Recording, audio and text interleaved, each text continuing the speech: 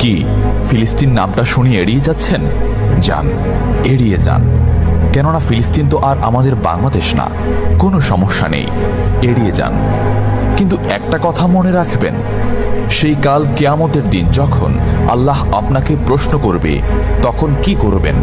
কি করবেন যখন জিজ্ঞাসিত হবেন যে কেন আপনি মজলুম ফিলিস্তিনদের পাশে থাকেননি?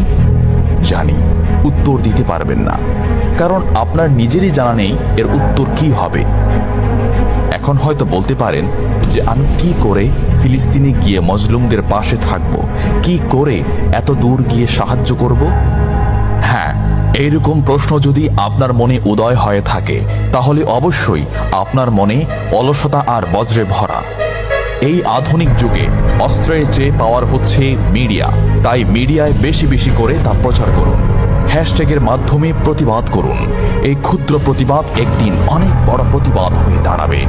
বিজয় একদিন ইসলামেরই হবে ইনশাআল্লাহ।